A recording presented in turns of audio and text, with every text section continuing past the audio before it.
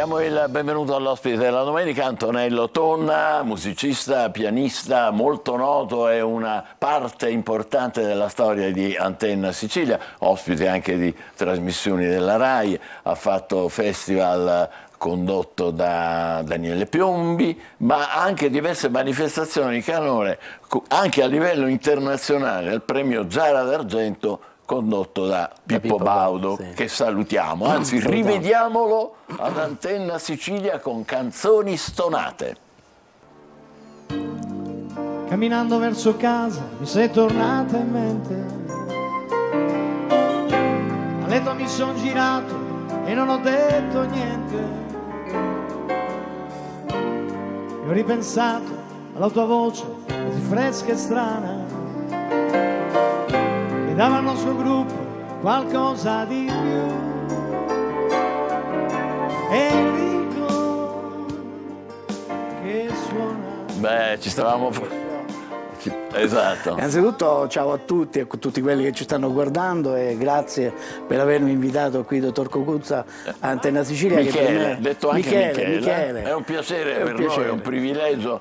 Come è cambiata la televisione da quella che abbiamo visto prima a quella di oggi?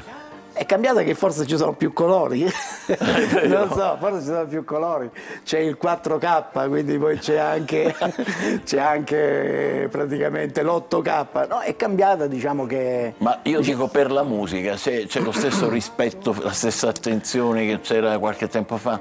Ma il rispetto si deve andare a cercare, nel senso dobbiamo andare a cercare la qualità, dobbiamo andare a cercare la bella musica, è come quando andiamo a comprare qualche disco, andiamo là a sbirciare, a cercare quello che ci piace, quello che ci fa stare bene dentro con la nostra anima, perché la musica, diciamo, è varia e quindi va cercata quella veramente di qualità. Di qualità. Lei è un esponente di questa musica ed ha suonato dappertutto. Io ho imparato Montecarlo, Capri, Portocervo, Cortina, Taormina, Düsseldorf, Ginevra, sì, Israele, ne ho dimenticate sicuramente. Sì, anche a Mosca, abbiamo fatto una serata tutta italiana a Mosca molti anni fa. Bene, allora rivediamolo in una delle sue esibizioni, che non so se lo ricorda, si chiama Sunny. Ah, Sunny, sì, certo.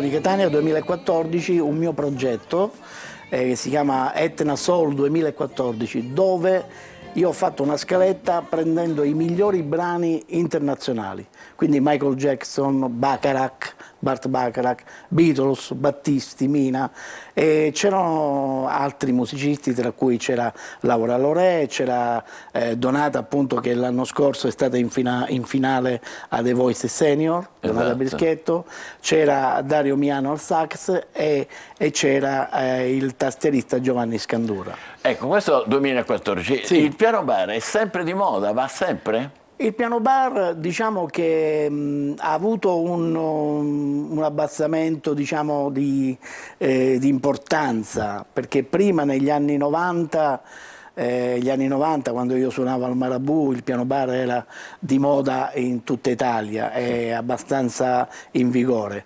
Adesso diciamo che il piano bar è rimasto solo in certi hotel, di classe dove i direttori, che hanno anche una buona qualità nello scegliere i musicisti, alcuni direttori mettono il pianoforte a coda negli hotel e poi sulle navi da crociera. Ora ne parleremo, perché lei è stato coinvolto in quella terribile tragedia, sì, che è stata la Costa Crociere e quel Concordia. Quindi diciamo che non è morto il piano bar, continua a vivere, e ci sono dei personaggi, dei musicisti, dei bravi musicisti che esercitano un tipo di piano bar d'ascolto oppure da intrattenimento. E come si fa a essere bravi musicisti per il piano bar di oggi?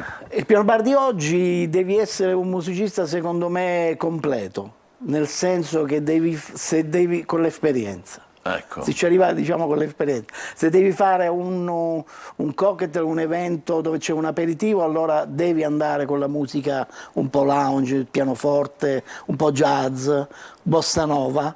Se devi coinvolgere tutti attorno al piano, lì da Battisti in poi si va avanti. Quindi così. Il repertorio è vastissimo. Il repertorio è vastissimo. Poi diciamo che non c'è una regola. Ogni pianista, mio collega, ogni musicista sceglie il repertorio in base alle proprie corde, anche vocali. Lei comunque, da quello che sappiamo, veramente ha un grandissimo repertorio. Io ho iniziato negli anni '80, proprio negli anni '70 suonavo con i gruppi a Catania, quindi sono molto vintage, diciamo. Negli anni '70 a questa Catania. È l'esperienza di cui parlava prima. Sì. Diciamo che in tutte le cose ci vuole esperienza e poi ci vuole molto cuore e poi, come dice il grande Renzo Arbore, o lo swing o ce l'hai o non ce l'hai, c'è poco da fare. È un bravo pianista è caratterizzato da questo, da cosa? Un bravo pianista deve stare attento, un bravo pianista da piano bar, da intrattenitore, deve stare attento per esempio a chi hai davanti e devi trovare poi il momento giusto quando magari devi dare, io dico, una botta, nel senso quando devi iniziare a coinvolgere la gente. Quindi una sorta di empatia particolare, vero? C'è un'empatia particolare perché non sai mai le serate come vanno. Il bello di questo lavoro è che ogni sera è sempre diversa l'una dalla dall'altra. precedente, fantastico. Sì. E c'è ancora la dolce vita, perché noi leghiamo l'idea un po' banale forse del piano bar con la dolce vita, ma c'è ancora? Sì, c'è ancora, perché ci sono, per esempio, io che lavoro spesso a Taormina, ho fatto tutti gli alberghi di Taormina, ancora ci sono dei personaggi che vengono la notte e magari si appoggiano al piano, degli amici che da tanti anni continuano a frequentare diciamo, il night, tra virgolette, perché il night non c'è più, ma diciamo ci sono questi personaggi che vengono la sera al piano bar proprio cioè loro lo fanno un po' come lavoro, tra virgolette, proprio per vedere un po' quello che c'è, se magari contatti, se possono offrire magari qualcosa da bere. Invece di usare internet vanno dal vivo. Vogliamo tornare, sia pure, immagino sia un po' traumatico per lei, per quella dannata sera del 13 gennaio del 2012. Com'è successo? Che stava facendo? È successo, io avevo finito da 16 anni che andavo sulla nave da crociera, andavo ogni inverno per 3 mesi, mi facevo 3 mesi bellissimi, ho fatto quasi tutte le navi costa e poi d'estate quando tornavo continuavo a lavorare qui in zona. E quella volta lì? Quella volta lì io avevo finito proprio il mio set nella hall, il terzo ponte, nella hall alle 21:30. Alle 21:30 c'è quell'attimo in cui tu pensi cosa faccio adesso, perché poi dovevo ricominciare alle 22:30 dopo un'ora e pensavo cosa faccio, dove vado, e avevo pensato di andare al bar dell'equipaggio a Ponte Zero, avevo pensato di andare nella mia cabina, avevo pensato di andare al bar sopra al quinto piano. Decido di andare al quinto piano, quindi erano già le 21:30, inizio a camminare lì, incontro dei miei colleghi che erano in pausa, Stiamo là e alle 21:45 sentiamo un botto tremendo.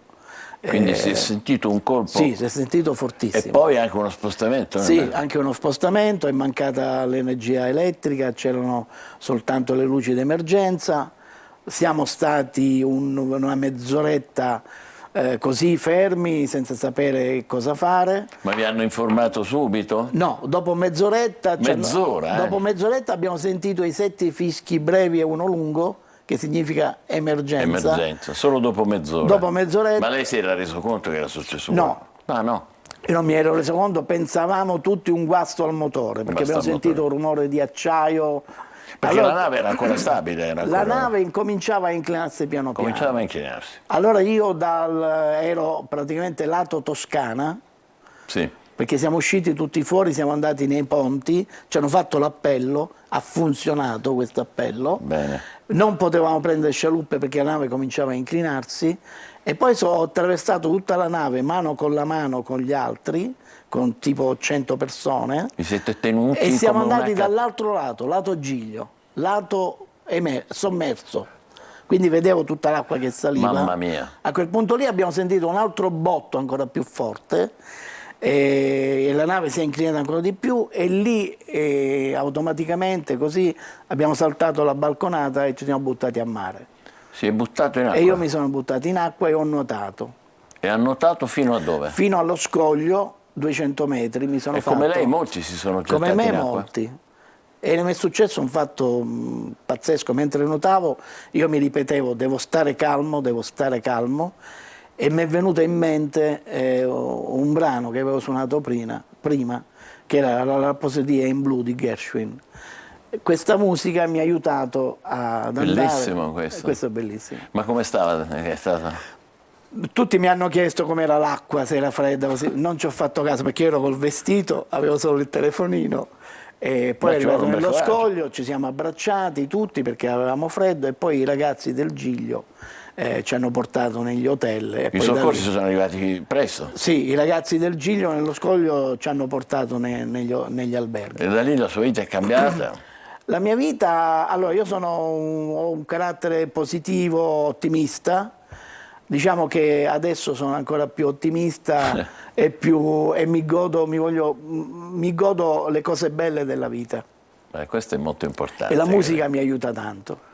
Certo. La musica mi aiuta tanto perché noi facciamo un servizio sociale più che altro, diamo benessere a chi ci sta davanti. E poi è stato difficile riprendere a fare attività musicale? Quando sono tornato, io lavoravo in quel periodo a Taormina, al Timeo di Taormina, e ho ripreso piano piano, però il fatto bello, il fatto positivo è che non ho avuto nessun tipo di trauma, nessun tipo di... Da un punto di vista psicologico Dal si punto è di vista ripreso? psicologico sì, mi sono ripreso. E poi Lucio Dalla è stato importante per lei, la musica di Dalla, vero? La musica di Dalla è un mio mito, ho fatto tanti tributi, ho omaggiato questo grande artista che secondo me è l'unico degli italiani che aveva molto dentro.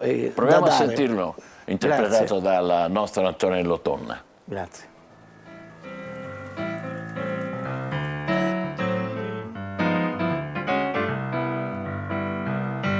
Dice che un bel nome veniva dal mare, parlava un'altra lingua, però sapeva amare.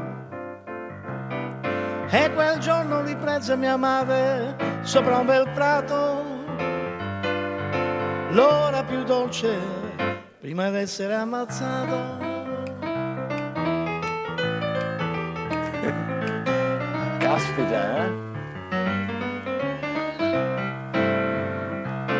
Così lei adesso sola Beh, complimenti, Devo a mio padre questo, perché da piccolino mio padre suonava dappertutto ed è stato lui, a casa mia io vedevo sempre i musicisti che provavano il contrabbasso che saliva al terzo piano, i musicisti col contrabbasso salivano questo contrabbasso al terzo piano. Quindi è stato suo padre che... Sì, da piccolino io ho iniziato, poi sono andato a studiare al liceo musicale e facevo sia la scuola che il liceo musicale. E l'unico mio rimorso è quello di non avere studiato di più la musica, perché sono molto autodidatta in tutto quello che faccio. Beh, devo dire che la riuscita è stata straordinaria. Sì, però mi sarebbe piaciuto, che so, se io faccio mi piacerebbe scrivere questo in musica. Ah, ecco. Questo non riesco perché non sono andato avanti. Però le negli fa studi. benissimo, le fa e la gente l'apprezza moltissimo, anche quando suona con Dario Miano a Taormina, per esempio, Nuovo Cinema Paradiso. Eccola Sì. qua.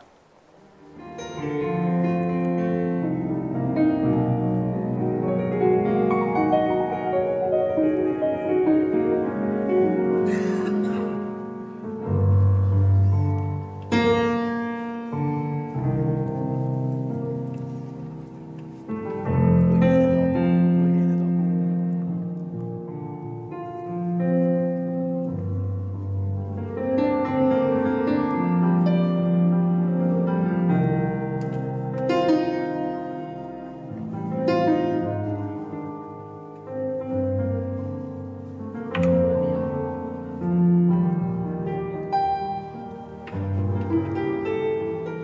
E Dario Miano suona... Dario Miano lo conosco da tantissimi anni, un bravissimo sassofonista, una bella persona. Facciamo le serate con lui. Questo fa parte del concerto di Natale, eravamo a Taormina insieme a Laura Lorè, la cantante, il concerto di Natale dell'anno scorso, e Dario Miano suoniamo spesso in trio, con questo trio. Ah, in trio. E durante la pandemia ha realizzato il suo primo album che si intitola Waves. Waves. Onde. Onde. Onde, onde. Perché sono onde, la musica è anche onde. Ho messo questo titolo perché guardando il mare, io abito proprio al mare, guardando il mare diciamo che guardando le onde, ogni onda che viene, secondo me è una melodia, una nota, e tutto insieme formano appunto una bella armonia. Che bella. No? È da questo che ha tratto poi l'ispirazione per Saturday Grey. Sì, in questo c'è.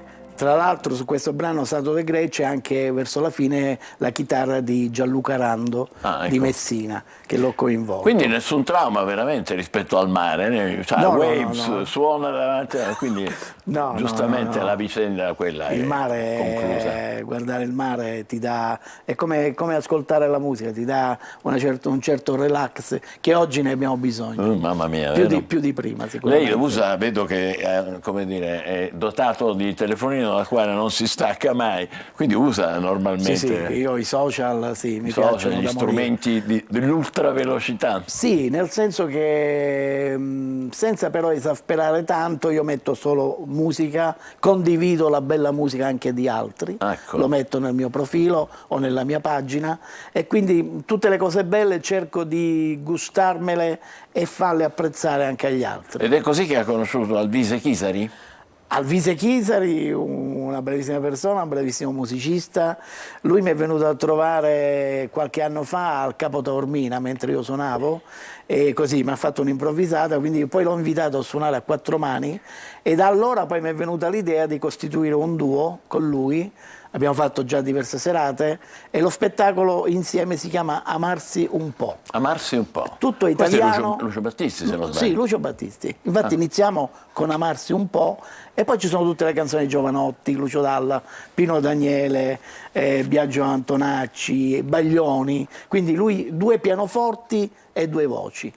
Siete simili, siete due dominatori delle tastiere. Siamo due, lui chiaramente è più giovane di me, quindi c'ha più frizzantino, è più frizzantino. Io mi canto le canzoni di Lucio Dalla, Gino Paoli, Il cielo in una stanza, questi brani intramontabili. Lui va molto sui Pooh e su Claudio Baglioni. Li ascoltiamo, eccolo qua.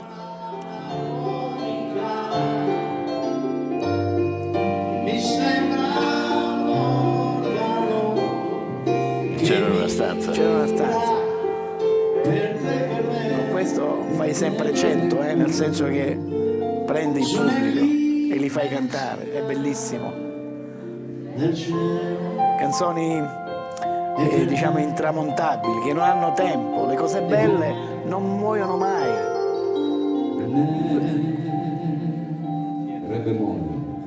Canzoni, dicevamo, canzoni senza tempo queste. Senza vero? tempo, senza tempo. Che non finiscono mai. Non finiscono mai. Appassionano tutti. Diceva Fabio Concato in un concerto una cosa bellissima, quando ha cantato Domenica Bestiale, per esempio. Lui ha detto: questa canzone l'ho fatta molti anni fa, circa 40 anni fa, Caspita. ultimamente, e tutta la platea cantava. E lui diceva una cosa bellissima: chissà se oggi i cantanti di oggi, le canzoni di oggi rimarranno tutto questo tempo. Quindi punto interrogativo. Beh, è stupendo.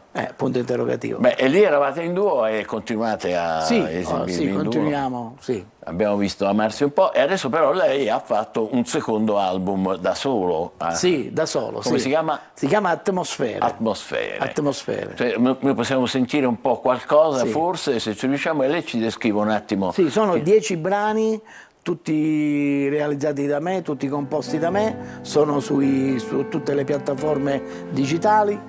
Quindi è recente? Recente, sì, il 28 aprile è uscito su tutte le piattaforme. E c'è un po' di batteria elettronica, ci sono dei ritmi, ci sono dei brani che parlano della natura. I titoli sono, per esempio, Nuova Vita, c'è un brano che si chiama Nuova Vita, un altro che si chiama Walking, camminare. Un altro che si chiama Sky, che praticamente parla un po' della spaziosità dei pianeti, un po' un brano strano. Bello. Sono uscito un po' da quello che era l'intrattenimento a quello che è la musica di ascolto. I suoi progetti adesso, quest'estate? Quest'estate tante serate in giro, specialmente a Taormina, negli alberghi. Io suono all'Hotel Excelsior, a Taormina, e più altre serate ancora. Evviva. Grazie per essere stato con noi. Grazie è stato a voi. un grande piacere, complimenti a Antonello Tonna. Grazie.